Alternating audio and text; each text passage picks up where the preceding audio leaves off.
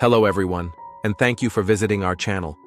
Today, we'll be delving into the lives of talented actors who left us too soon, often without us even realizing it. From Hollywood icons to rising stars, these individuals made significant contributions to the world of entertainment before their untimely passing. Before we begin, we ask for your support. If this video or their legacy has touched your life, please like it as a sign of respect. Thank you. Now let's begin. To understand that when you come to New York City, make sure you bring two things. Phil Robertson was an American television icon, entrepreneur, and devout Christian, born on April 24, 1946, in Vivian, Louisiana. Before fame, he was a standout quarterback at Louisiana Tech, famously starting ahead of future NFL legend Terry Bradshaw. But he walked away from football to pursue a quiet life of hunting, faith, and family, choices that would define his legacy. In 1972, he founded Duck Commander, a humble duck call business that grew into a multi-million-dollar brand. His life became a national story through Duck Dynasty, 2012 to 2017, a beloved reality series where his long beard, homespun wisdom, and bold faith turned him into a cultural icon of Southern resilience and spiritual conviction. Tragically, Phil passed away on May 25, 2025, at the age of 79, after a long battle with Alzheimer's disease and multiple health complications, as announced by his daughter-in-law, Corey Robertson, who shared that he is now with the Lord. At the time of his passing, he left behind an estimated $10 million in legacy and wealth, and a deeply bonded family committed to honoring his mission. If Phil's story touched your heart, don't forget to subscribe and stay with us as we continue remembering the lives that continue to light the way.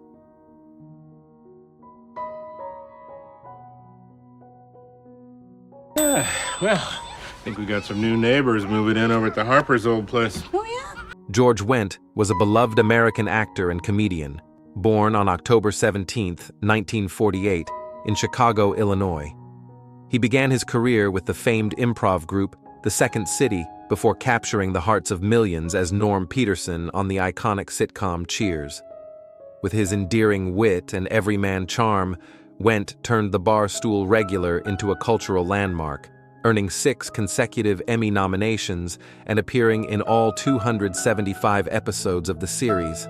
Beyond Cheers, he brought laughter to screens big and small in Forever Young, Saturday Night Live, and The George Wendt Show, and inspired a new generation, including his nephew, Ted Lasso star Jason Sudeikis.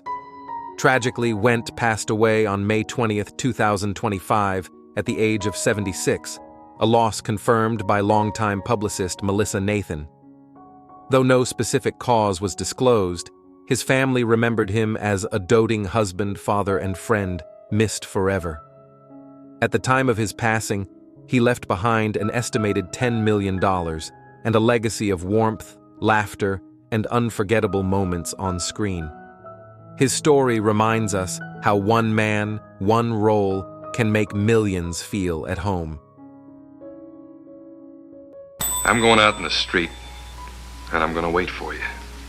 What for? I'm going to kill you. Breaking news.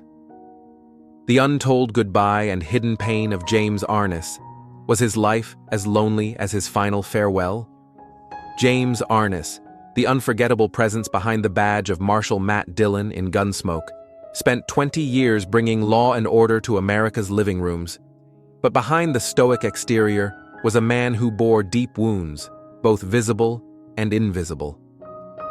Born on May 26, 1923 in Minneapolis, Minnesota, Arness grew up during the Great Depression and later endured the brutality of World War II.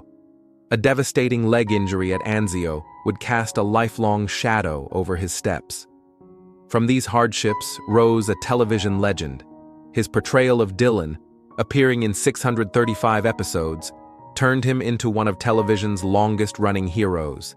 His towering height and quiet strength embodied the American ideal of resilience. But while his character stood tall in Dodge City, James often stood alone in real life.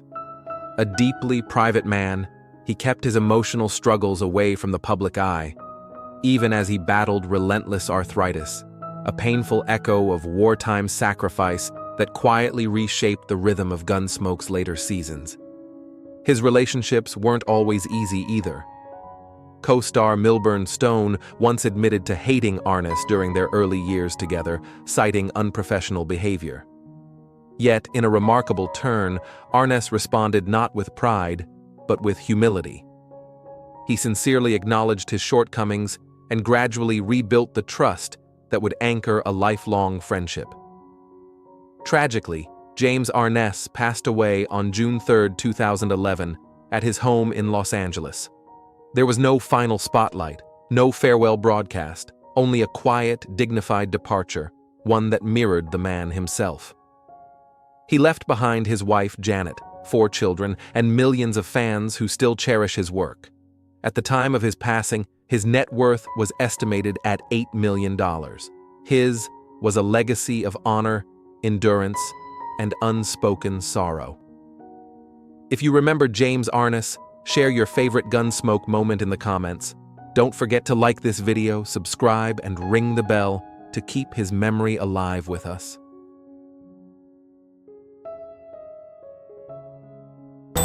Should have cared more about you and your feelings at that time. Ben Rathbun was an American reality TV personality, best known for his appearance on Season 5 of 90 Day Fiancé, Before the 90 Days.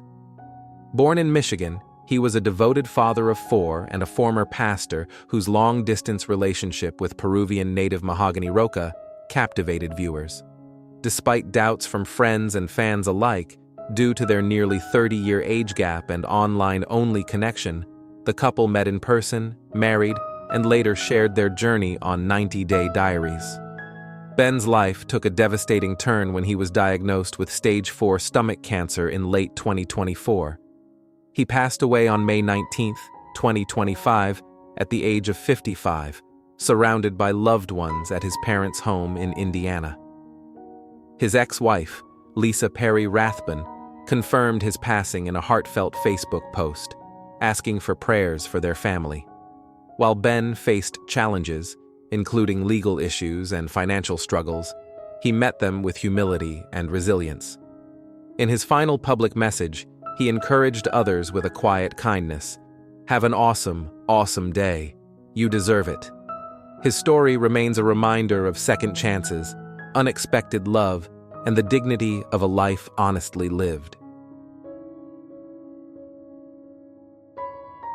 He's my guiding light, a disrespecter of authority, convention, and middle-class morality. Kathleen Hughes was a captivating American actress born on November 14, 1928, in Los Angeles, California. Rising to fame in the golden age of Hollywood, she became best known for her iconic scream in the 1953 3D sci-fi classic It Came from Outer Space, earning her the title of one of cinema's original Scream Queens. Her striking presence lit up the screen in films like The Glass Web, 3 Bad Sisters, and The Golden Blade, as well as in countless television roles across 4 decades. Her image, hands raised, mid-scream, became a lasting symbol, reappearing in ads and greeting cards for generations. But behind that image was a woman of wit, perseverance, and humor. When initially denied a role in It Came from Outer Space, she fought for it and won, proving her spirit both on and off screen.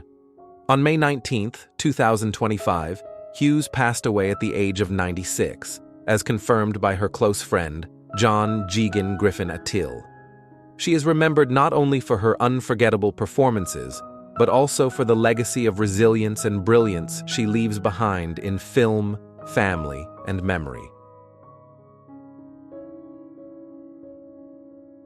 I've always been that way, but actually it's come out much later. I think even earlier in my music, it wasn't as Jill Sobule was a pioneering American singer-songwriter born in 1959 in Denver, Colorado. From a young age, she embraced music with fearless honesty, blending folk pop melodies with confessional lyrics that challenged convention. Her 1995 single, I Kissed a Girl, a witty, tender portrayal of same-sex curiosity, became one of the first openly queer anthems to reach mainstream radio.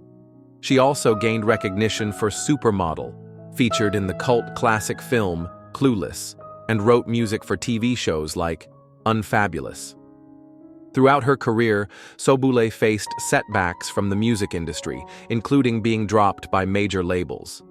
Undeterred, she became an early adopter of crowdfunding, raising nearly $89,000 to produce her independent album California Years, blazing a path for future artists. On May 1, 2025, Sobule tragically died at the age of 66 in a house fire in Woodbury, Minnesota, as confirmed by her manager, John Porter, and publicist, David Elkin. She had been preparing to perform songs from her autobiographical musical, FCK 7th Grade. Jill Sobule leaves behind a legacy of bold, truth-telling musical innovation and an indelible impact on LGBTQ+ visibility in pop music. I was minding my business, and I introduced myself, obviously, like, just being me, and like, hey, you want to interview for it too? And I was like, Kirk Meadows was a charismatic reality TV personality born in 1991 and best known for his vibrant presence on MTV's Floribama Shore. From 2017 to 2020, he brought humor, heart, and honesty to the screen, becoming a fan favorite over the show's 25 episodes. Known for his contagious laughter and unwavering support for his castmates, Kirk wasn't just part of the show, he was its soul. In April 2025, Kirk was hospitalized with a severe case of necrotizing pancreatitis, a rare and life-threatening condition. Despite 2 weeks in the ICU, sedation, and ventilator support, his condition worsened. On May 2, 2025, Kirk passed away at the age of 33 from liver failure, as confirmed by his father to TMZ.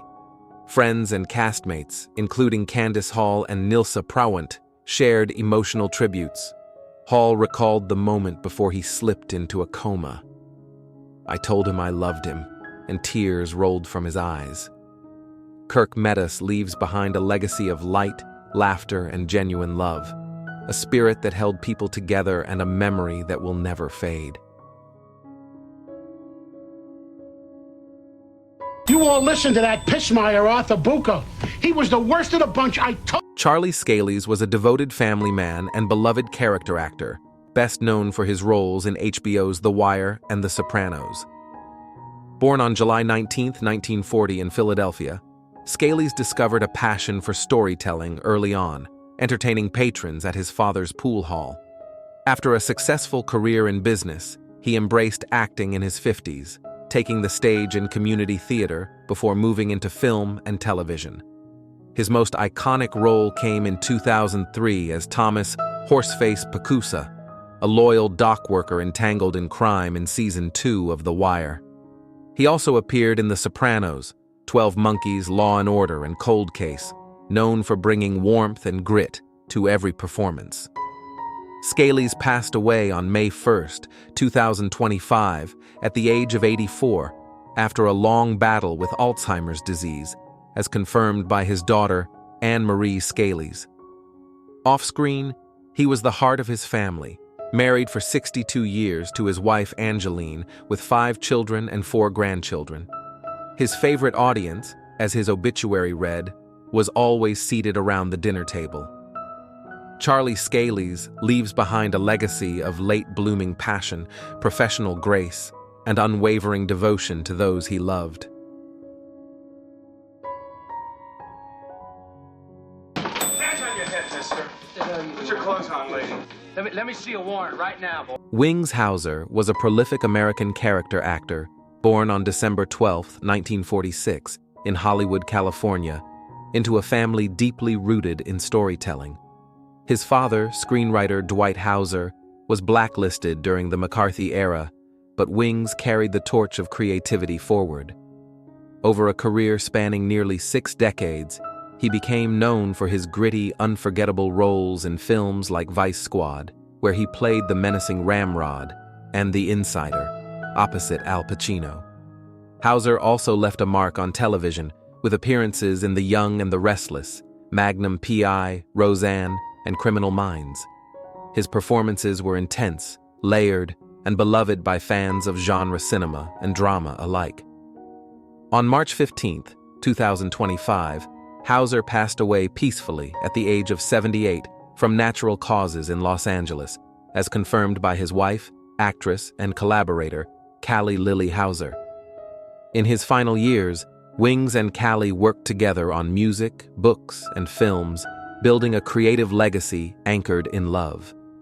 Though gone, Wings Hauser leaves behind a body of work as rugged, honest, and enduring as the man himself.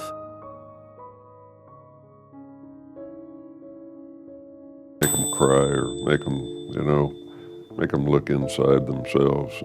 Breaking news. Sam Elliott's most personal message yet, and it might be his last.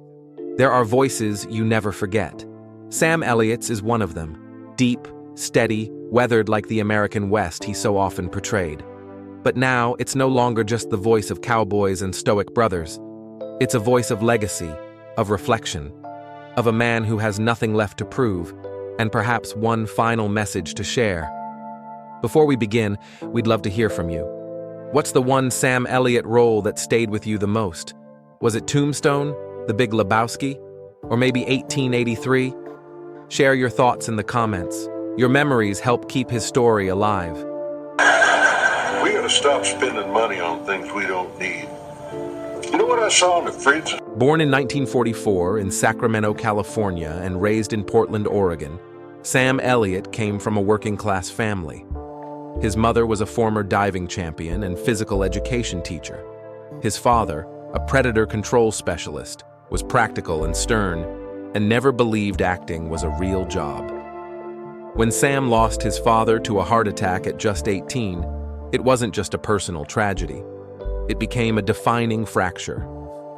"My dad died thinking I was a total idiot for wanting to be an actor," he once recalled. That pain didn't derail him. It made him relentless. He dropped out of college and moved to Los Angeles, taking construction jobs to survive.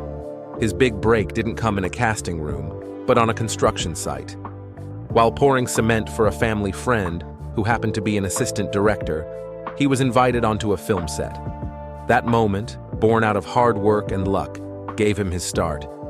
He appeared in Butch Cassidy and the Sundance Kid with a single line, but it was enough. He was finally on the path.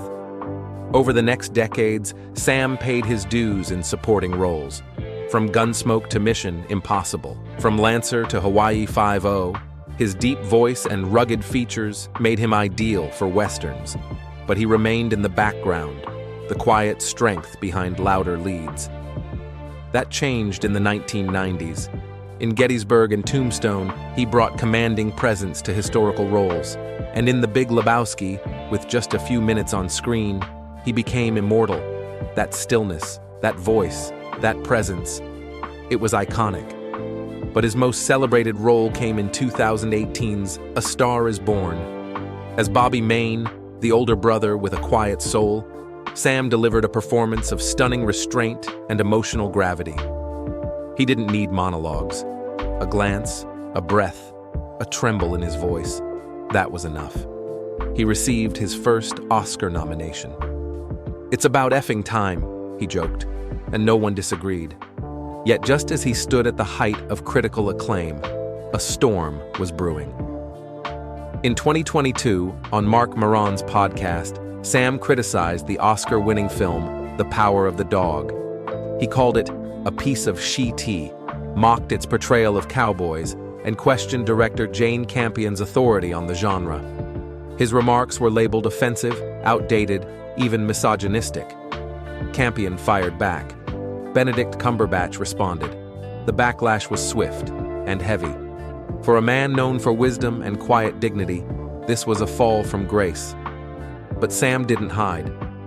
At a public event, he offered a direct apology. "I said some things that hurt people, and I feel terrible about that. The gay community has been incredible to me. I'm sorry I hurt any of those friends." and anyone else. His wife, actress Catherine Ross, later shared, "Sam has always led with his heart.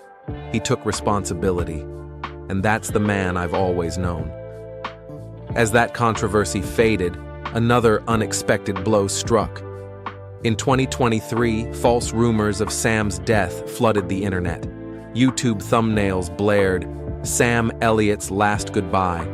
Social media lit up with tributes, fans mourned. But they were premature. Sam Elliott was alive. And not only alive, still working. Now in 2025, Sam is 80 years old, and he continues to defy expectations. He recently joined the cast of Landman Season 2, a drama by Taylor Sheridan, creator of 1883. Filming is underway in Texas, with Sam appearing alongside Billy Bob Thornton, Demi Moore, and Andy Garcia. His role remains under wraps, but Sheridan remarked, "There's no one who brings gravity to a frame like Sam. He's American mythology in motion." In April, he also appeared in the war drama Warfare, released by A24. The film premiered in Los Angeles and quickly garnered critical praise. Even at an age when most would retire, Sam Elliott is not slowing down. He's deepening. Over 5 decades, Sam has quietly built not just a career, but a legacy. He's accumulated a net worth of roughly $20 million, though you'd never know it by his lifestyle.